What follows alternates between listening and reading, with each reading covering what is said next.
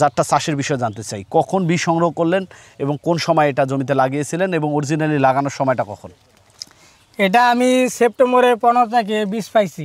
আচ্ছা, বীজ পাওয়ার পরে আমি জমিতে রোপণ করছি 18 তারিখে। এখানে আপনার জমি আছে মোট 26 শতক। এখানে কেমন খরচ হয়েছে এবং এই শসা বাজারজাত করার পরে সেখান থেকে কেমন আয় হবে? আপনার এখানে খরচ হয়েছে আপনার 20 থেকে 25 হাজার টাকা। 20 থেকে 25 মাত্র? জি। আচ্ছা, এই পর্যন্ত যতবার বিক্রি করছেন টাকা উঠছে? হ্যাঁ, আমার টাকা উঠে বসছে। কত টাকা বিক্রি করছেন? আমি 30,000 টাকার মতো বিক্রি করছি। আপনার আরও বিক্রি করা যাবে। আরো বিক্রি করা যাবে, আজকে তো কিছু পাবেন। জি। আচ্ছা, এই যে আজকে আপনার 10 থেকে 15,000 টাকা বিক্রি করা যাবে। আচ্ছা, আরো যদি এরকম 10 বার আপনি বলছেন যে তুলবেন, তাই না? জি। 10 বার তুললে কত মন পাবেন? যদি আপনি 10 বার এবার আছে ধরেন 100 মন। 100 মন পাবেন? জি।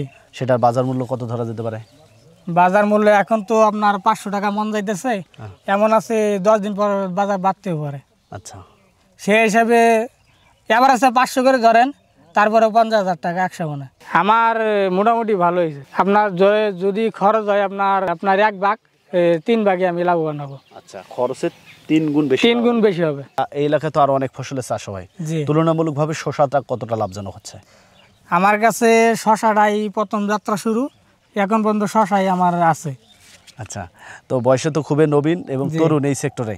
আপনি বলছেন যে শুরুর দিকে যখন এইসব চাষাবাদ এসেছিলেন তখন মালচিং ফিল্ম ইউজ করাতে অনেকে পাগল বলতো। জি জি। এখন তো বাম্পার ফলন ফলিয়েছেন, এলাকার মানুষ এখন আপনাকে কতটা উৎসাহ দিচ্ছে?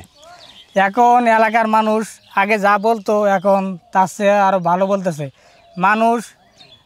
আপনার এখন দেখা যাচ্ছে অনেক লাভবান হচ্ছে, হওয়ার কারণে দেখা যাচ্ছে আমার কাছ থেকে অনেকে বীজ সংগ্রহ করে নিয়ে চাষ করতেছে।